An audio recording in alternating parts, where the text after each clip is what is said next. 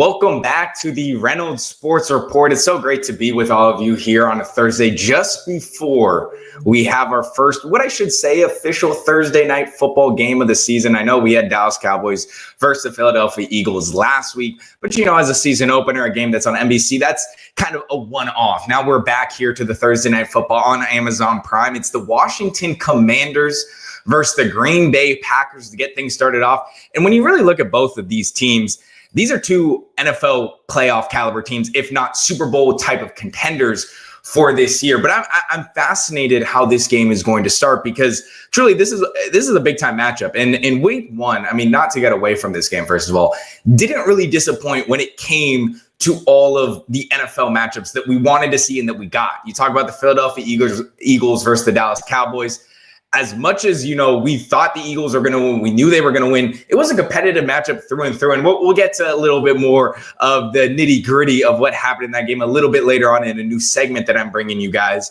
But then you talk about the Bills versus Ravens. That gave us everything that we wanted and more. The Jets versus Steelers, Aaron Rodgers homecoming to MetLife, showing off with 4 passing touchdowns. I have to say, when it came down to even the Vikings Monday night, a division rivalry between the Bears, between the Vikings, it gave us everything. And I can only hope that Thursday night football and what we got this weekend going on is going to continue to do the same. But let's get down into this Washington versus Green Bay matchup, because I think when you look on both sides, both teams probably could have said realistically, we could have played better in week one. And I think that's more of the case when you look at the Washington Commanders, right? The Washington Commanders, they only beat the Giants 21-6. And I know 21-6, that's still, a double-digit blowout.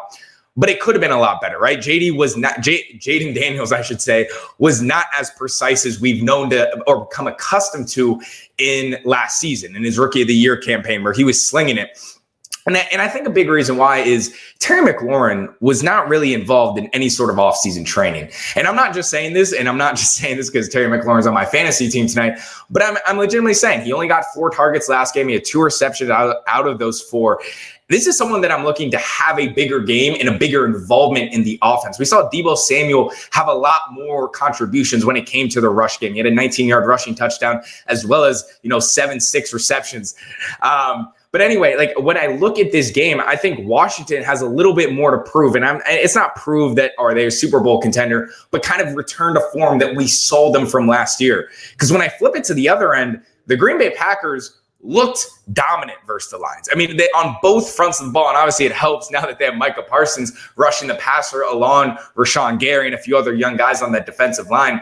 But I think top to bottom, this is a team that, like I talked about and I predicted at the start of the season, this team is going to win the NFC North. There's no doubt about it in my mind. I think when you talk about their offensive weapons, they have a balanced attack. Look at Jordan Love, right? He's coming into now his 4th year, kind of 3rd year as a starting quarterback. They have a strong, balanced attack. With Josh Jacobs, it wasn't the year that he had before with the Raiders where he was leading the league in rushing, but he's a bulldozer. Josh Jacobs is a bulldozer. There's no question about it. And then you add on the other end that as much as, and it's always been the talk about Green Bay, they don't have a true number one. They don't have this at the receiver position, but they have a good assortment of guys. Dobbs, they have now Matthew Golden. I think when you look at the offense as a total, it's very balanced. And on the defensive end, now that they can rush the passer, an area where they really struggled the year before, they were 26 in pass rush win rate. So I think where this team has moved this offseason is a little bit better than the Commanders. And that's why I think at the end of the day, the Green Bay Packers are going to win this game tonight. Now, is it going to be handedly? Probably not. I think Jaden Daniels and Terry McLaurin are going to have a lot stronger of a connection on Thursday night. I think if you're the Washington Commanders, run the ball. That is how you open up this offense. Jaden Daniels, he had 8 rush attempts. Bill Krosky-Merritt, a guy that has been a fan favorite across the NFL, and especially with Washington Commanders fans, run the ball. That is how you open up this offense, and especially in an offense where your receiving talent is not as strong, right? I know Deebo Samuel had that type of game against the Giants, but is he that same player, right? That is where a game like this, Terry McLaurin has to show up. So I think at the end of the day, the Green Bay Packers are going to move forward to being 2-0 on the season. But I certainly think this is going to be a fun matchup. And it's certainly a matchup we could see in the playoffs in a couple months. The Commanders, they're going to be a strong team in the NFC East and probably come out of the NFC East as in second place, potentially win. But I think this is an exciting matchup to start the season. But I want to get to this new segment that is called Reaching or On the Point. Basically, what I'm trying to say is, am I going to overreact or are we going to stay calm? And I have 5, hot topics that happened in week 1 that let's talk about. So I'm going to talk. The first statement is, will Mike McDaniel be fired by midseason? I think this one's on point. Okay. The Miami Dolphins probably had the worst start to anybody in the NFL in week 1. Not only did they get blown out 33-8 by the Indianapolis Colts, but they really beat themselves. And Tua Tagovailoa, the total offense had 3 turnovers. Tua Tagovailoa had 2 interceptions. They only had 211 total yards. And it's starting to become a theme with Mike McDaniel's offense of way too much movement and complication pre-snap, where then the play clock is chewed down to pretty much 0, and they got to rush the snap. And so as much as Mike McDaniel is this offensive genius, and I get it, we saw it. They went to the playoffs 2 years ago. But in 3 seasons now, before week 1, Mike McDaniel is 27-24. After this year, and I should say after week 8, I don't think Mike McDaniel is going to be the head coach of the Dolphins. I just don't think it's possible with the way that this team is going, and the fact they had 8 months to prepare. 8 months to prepare, and you come out sluggish, slow, undisciplined. Not a good start for the Miami Dolphins. I think it's going to be a rough one. Moving forward, the Kansas City Chiefs are no longer the best team in the AFC. Now, the Kansas City Chiefs, obviously starting the season 0-1 after losing the Chargers. Patrick Mahomes did his thing. He was 24 for 39. He had 259 passing yards, a touchdown. But Justin Herbert outperformed him. 25. This is where I'm going to say we are reaching with this point. And it's not, and I want to be specific, because I do think the Chiefs are going to skid, right? I do think these next few weeks, they play the Eagles this weekend. I think it's going to be a little bit of a tough uphill climb for the first 6 weeks. Why do I say that? First of all, Rashid Rice is not going to play a single game in the first 6 because of a suspension. They just lost Xavier Worthy. So now they are counting on Hollywood Brown and Travis Kelce. But it's hard for me to say this is no longer the best team in the AFC because, one, their track record speaks for itself. 7 straight AFC championship titles. So I should say, 7 straight AFC conference appearances is what I should say. And this team always heats up in November and December of football. So it's week 2, and for me to say this is no longer the best team in the AFC, sure, talent-wise, they might not be. But when we look at the track record and when we see when the Chiefs really start to play their best ball, it's really not till November and December. So if we're going into those months and we're still questioning, are the Chiefs the best team? Then we can have this conversation. But I think for now, it's hard for me to say they are no longer the best team just because I know what they can be. Moving on, Daniel Jones and the Colts can come out of the AFC South after just 1 week. I think this is very on point. And now I picked the Houston Texans to win this division, and I still stand behind that take because, look, they played the Los Angeles Rams. The Rams have a really strong defense. C.J. Stroud, he's going to bounce back. I think I talked about it in an article I wrote. I think he's going to have a better season than he did last year with cutting down on the turnovers. But what we saw from this team, and the reason I think it can work is because when you look at this Indianapolis Colts team, it reminds me very much of the Minnesota Vikings team last year, right? You have a guy like Daniel Jones, a Sam Darnold with the Vikings last year. Had a tough start to his career, right? You'd almost say horrid start, right? Not a lot of great success. But there's a strong supporting cast around him, not just on the field, but also on the sidelines. I think Shane Steichen is a very strong coach.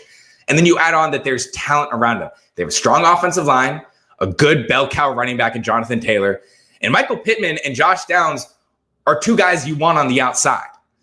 So I look at this as what could potentially be the Minnesota Vikings of 2025. They have a strong defense as well. And what we saw from Daniel Jones was comfortability and accuracy. 2 things we haven't been able to see all his career.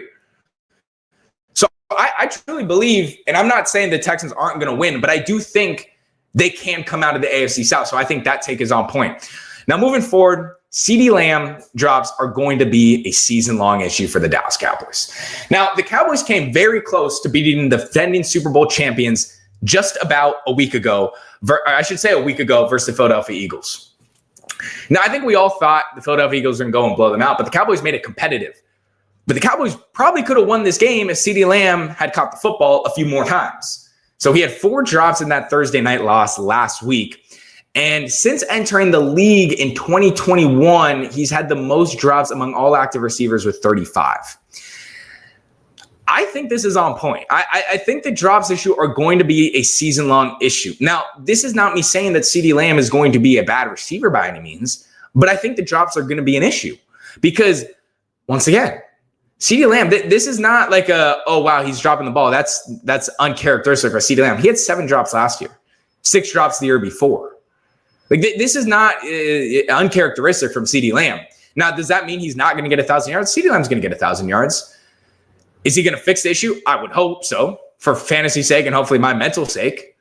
But I think overall, the drops are probably going to be an issue because if it's not fixed in the offseason, as much as, drill work you want to do on the jug machine, they're still going to, it doesn't replicate the live game reps. Now, I hope he does fix it, but I'm going to right now say it's on point. I think they're going to be a season-long issue because just what the track record says, the most drops since 2021, 35 drops. That speaks volumes. Now, the last one I'm going to say, the Lions will regress this season. And I think this one's reaching. I just talked about with the Green Bay Packers having a dominant win versus the Lions in week 1. But I do think this is reaching just because this is a completely new version of this Lions team. Now, I picked the Green Bay Packers to win this division, but will they regress? It's a harsh statement. I think there needs to be a little bit of a trial period because they have a new offense coordinator in John Morton. Their defensive coordinator, their defense coordinator is now Kevin Shelper. These are guys that haven't been in this position before, or not position before, but they haven't had to be those play callers before under Dan Campbell. It's a completely new situation, understanding how to manage people, the staff below you and all of that. So I think there's a transitional period with this that's going to take time, but it's hard to deny the talent, right? I mean, there is plenty of talent still on the team. Offensively, they've pretty much kept every weapon that they've had. And defensively, Aiden Hutchinson's now going to be healthy for hopefully a whole season that they can hope. So I'm going to say that the Lions regressing this season is a reach because, 1, the talent, and 2, they had a whole front, coaching staff overhaul. So it's going to take time to adjust. So I think for those 2 reasons, the Lions won't regress this season. I think that's a reaching statement. Now, I want to get to this because this was a lot of fun, right? Monday Night Football gave us the true duality of what it is to be an NFL quarterback. One moment, the whole fan base is completely, shitting on you and thinking, why did we draft this guy top 10? And then the other, they're comparing you to the mentality of the GOAT Tom Brady. And that would be JJ McCarthy, because if anything describes the duality of being an NFL quarterback, it is that debut game versus Chicago Bears on Monday night. Because if you look at that first half, and you looked at that first half alone, you would think JJ McCarthy is the worst quarterback that has actually even stepped on a field, or an NFL field for that matter. But if you watch the second half, you'd say, man, this kid has a lot of guts. He's extremely confident, and he stays cool under pressure. And both can be true. Both can be completely true, but that is what it is like being an NFL quarterback.